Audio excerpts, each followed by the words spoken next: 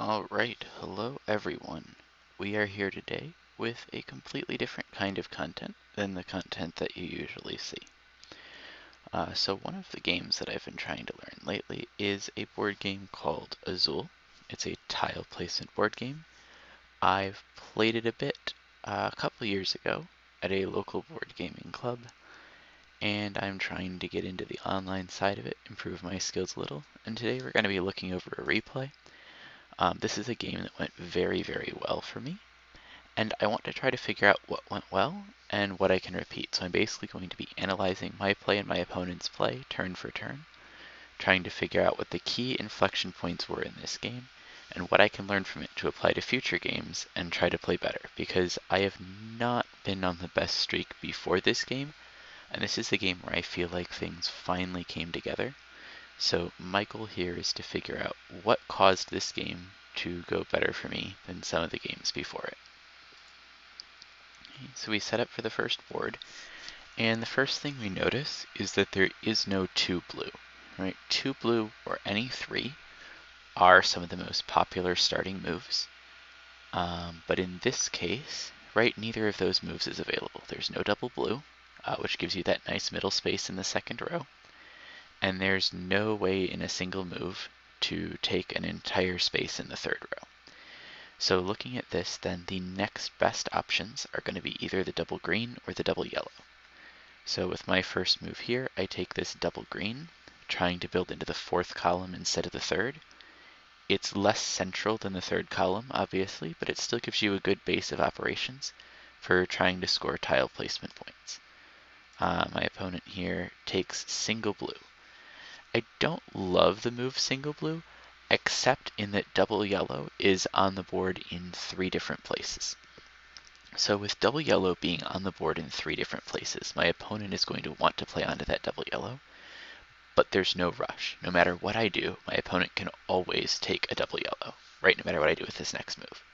So my opponent is taking blue to set themselves up for the second column space directly above double yellow, which is especially good here because there is no triple black. There's only 2 black on the entire board. So if you are hard committing to that second column, double black is going to be more of a long-term setup. You also don't have a lot of red. You also don't have a lot of green. This is a very yellow-heavy board. You're probably going to want to be setting up towards like this 4-5 yellow range down here, which means you might even want to consider something like trying to make 5th column plays, but there's no great 5th column plays here. So I don't hate single blue here. I think it's a reasonable play. Okay. I take single red. It's a single directly above green. There's only 2 single reds on the board. I also get to force the action towards this triple yellow a little bit. But my opponent takes a double yellow, and I decide to go for blue here. Now, why would I go for blue when I was just talking about forcing towards a triple yellow? Right, well, blue is that my third column space directly below the red and the green. And the other notable thing about this is that, right, I have 2 single blues here. So by taking a double blue, I leave myself open a couple single blues. Triple yellow here would have also been a very strong play for me, but I feel like double blue worked out for me. Because here my opponent chooses triple yellow for the bottom row. That's a very greedy, very aggressive play. Right. My opponent's counting on this double yellow surviving back to her turn. But as you'll notice, I just go ahead and take double yellow to the 4th row. Right. This is part of the denial aspect of 1v1 Azul. Okay, when my opponent needs that double yellow to justify their entire first turn, right, the entire first round of the game, I take it. My opponent has no opportunity to double yellow, has no realistic way to place more than 2 tiles in this first round. You're not getting to a 3, you're not getting to a 4, and I just took the double yellow that stops you from getting to a 5. And in doing so, I've also left myself open for a guaranteed triple blue. I'll be placing 3 tiles, and I'll have reasonable setup into the second round. I honestly think this denial play double yellow ends up being one of the most critical turns that I took in this game. And my opponent takes a double black, setting up under their second column progression. Pretty standard move there, especially like after I just took the double yellow away. Okay, I finish the blue even though I spill over. Opponent takes a single yellow. I take a red onto the spill row. Opponent takes green onto the spill row. Nothing too fancy there, and we score the first round. So at the end of the first round, I've placed 3 tiles on the board. I've got 2 yellow set up for the next round, and a fairly open floor plan that I can grid onto. Right? My opponent is going to place only 2 tiles. They are connected tiles. My opponent will have first move, but also my opponent has this whole mess down here, fairly restrictive, 1 tile there. This is a significant lead for me at the end of the first round, even though the score on the board is only 4-1, and I'm going to be looking to build onto it as I see this next one. So my opponent looks at this next round, and there are multiple options for single black and single yellow, which my opponent will want to fill out. But what I would do if I were in my opponent's shoes here is I would strongly consider this double blue, because double blue helps again build on your connected cluster. You're going to be able to easily take a single green. There's no realistic way for me to deny the single black and the single yellow. My opponent can get a very strong round by taking double blue. Instead, my opponent here takes the safe play, completing bare single yellow. So I see this opportunity to get my double yellow just before the yellow starts going off the board in case my opponent wants to go for a color combo yellow or anything like that. So I just try to take this double yellow off the board quickly. My opponent completes their other single with single black, taking the first player token in the process. So I just, again, now I'm going to start taking this double blue. Right, double blue is the tiles that both my opponent and I most wanted this round, aside from that double yellow. And being first to act on getting those double blue is huge, right? That applies so much pressure because now my opponent is forced to build into something else, right? Like a double black, or as my opponent ends up doing, double red. I think this is a huge mistake, taking double red into row 4 here when there's only 3 red tiles on the board, right? You're guaranteeing that that row is not going to be filled, and you're taking away opportunities to score points in these top rows. I end up taking single green here on my next move again because that builds onto my connected column, right? I'm just going to be taking green, blue. I've got yellow coming into my 4th column. I've got green and blue coming into my 3rd column. My opponent takes single red. It's a very defensive play. It is building towards their primary column, column 2. But on the whole, I really don't like that play. I think there's a lot more things my opponent could have done with that round, including like just going for a double green play. Single yellow is not awful in my opponent's position, or double black is what I believe my opponent's strongest play would have been there, which is why I decide to deny double black, playing onto row 5 there, setting up towards my 4th column win condition as well. My opponent finally takes a double blue. I take green to the middle. This is an aggressive play. I could take yellow to the middle, but I would rather leave my opponent a yellow for their 1st column than a green for their 3rd column, because my opponent's starting to play into the 3rd column with this blue, so I'm trying to separate my opponent's board by taking green here. Neither one is amazing for me, the green or the yellow anyway. I mean, yellow's a little better in that it plays to my 3rd column, but like, I'm not going to fill this 3rd column in most timelines anyway. Like, I have the upper hand. I'm going to be looking to push the pace, end in 5 rounds. I don't see a whole lot of realistic ways that 3rd column ends up getting filled anyway. So I think it makes more sense for me to just play to this green, even though it's in a worse column, because it gives my opponent a worse column position for their last remaining single of the round. Okay, so we go ahead, we score the board. So I end up at 13 at the end of this round, and my opponent here with that corner yellow. So my opponent's biggest condition to get back in this game, like looking at this board at the end of round 2, right? My conditions for locking down this game are going to be focused on getting that 4th column completion bonus, quick tempo, and just trying to like keep pushing the pace. My opponent can get very much back in the game though if they get yellow color combo or if they get blue color combo are the 2 biggest ways my opponent gets back in this game. If we look at my board, things that I really want to see 3 black tiles to finish that 4th column, or I want to see something like, well, I obviously want to finish that 3rd row green, because I want to get the green to go where it's going to end up. Because I need to get that cleared out so that I can try to play for a long run triple yellow. Anything I can get in that fourth row is going to be pretty nice for me as well. We look at this board, and it's an absolute disaster for me in one sense, right?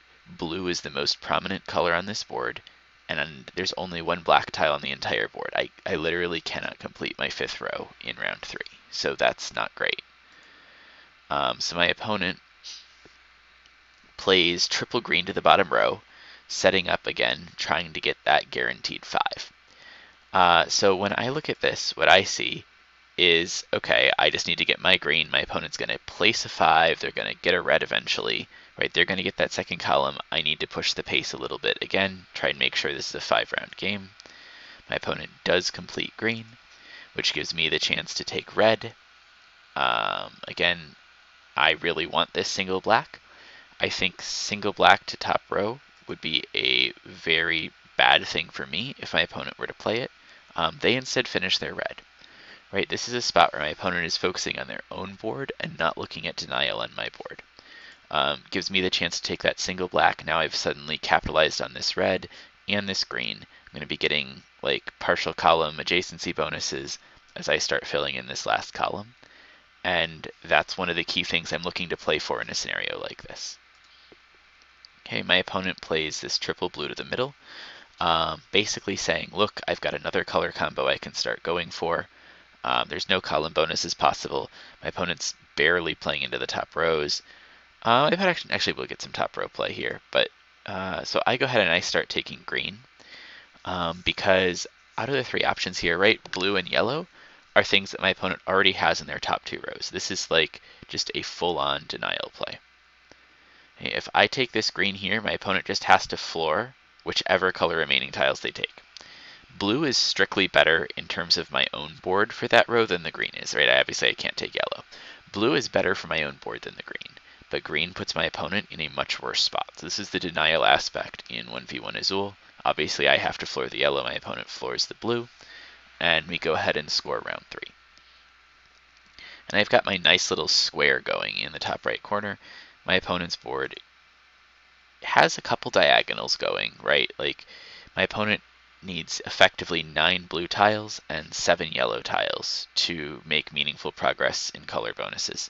My opponent has completed a column and I haven't. I need 3 black to complete a column. But ultimately, this is what I'm looking to do. And we look at this board, and the first thing we see is that there is a triple red. Now, triple red is very interesting. It's a lot of tiles to take in one play. But I'm going to be looking to get this double yellow, double black, single blue, single yellow, because I'm trying to push the tempo as I'm getting this score advantage here. So I start with taking the double yellow, because double yellow is the thing I have the least backup plans to. My opponent does go for the triple red. I don't love the move. 3 tiles on the board is good when you're behind. But again, that leaves my opponent desperately needing this double red right here, right? There's 1, 2, 3 reds still on the board. If I take this double red, my opponent will never complete a 5 in this turn, and will be stuck only completing red in 5 this on their 5th turn, which means they won't be able to put anything else in the 5th row on their 5th turn. And what makes that so critical is that blue color combo is one of the only ways my opponent gets back in the game, and blue color combo requires a 5 blue. Right, my opponent's never getting to 5 blue if I lock them in red.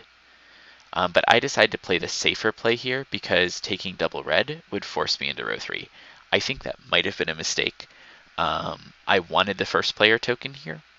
My opponent's been taking the first player token somewhat aggressively, and that was something that I wanted to try to cut off and deal with a little bit. But I think taking double red under row 3 is very close to just a checkmate move in that position. Opponent does get the double red, so that's my opponent's path back into the game. And now I decide to go for completing my 4th column, right? Like, I'm going to make it fairly comfortable. I'm going to get one of these remaining black tiles at worst. My opponent takes the 2 black tiles. I get the 1 black tile. My opponent goes and places single red, which is probably the best thing they can do there. Triple green would not have been bad for my opponent either, because that lets me get green, fill out that 4th row. And this is actually another inflection point in the game. I can either take yellow to floor or I can take yellow to row 3. Looking back, I actually think taking yellow to just to floor is better, even though it costs me 2 points, because I don't really want to brick up this space, and like I'm not getting anything great out of trying to fill this yellow. Like I'm not getting columns, I'm not getting colors. It could be worth a few points, but I think flooring this yellow is better than taking it into 3 here, just because it freezes me up a little in what's going to be the last round of the game. But at this point, we go ahead and we score round number 4. And again, this lead is just growing and growing, especially now that I have this column. My opponent also has a column. Neither player has any completed color combos.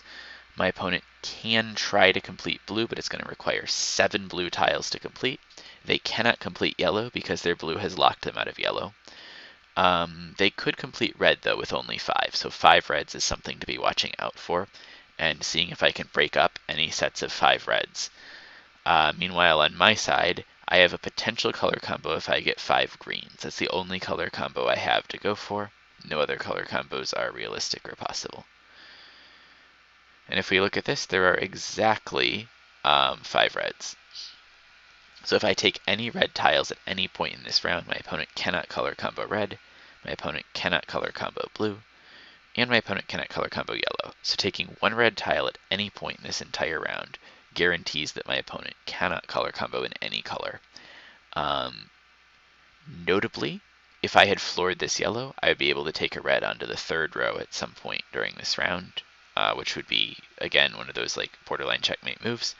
But I just go ahead and take double black while I have it without a floor, because double black, again, locks this game into ending this round. And with the lead that I have, that should be comfortable. My opponent does, in fact, go for red. I lock out my 2nd row completion there, because the red is still in 2 separate places, right? And my opponent spills their own red. Okay, if my opponent is at all trying to get back in this game, I think my opponent needs to play double red onto the 2, and try to get the single red onto the 1.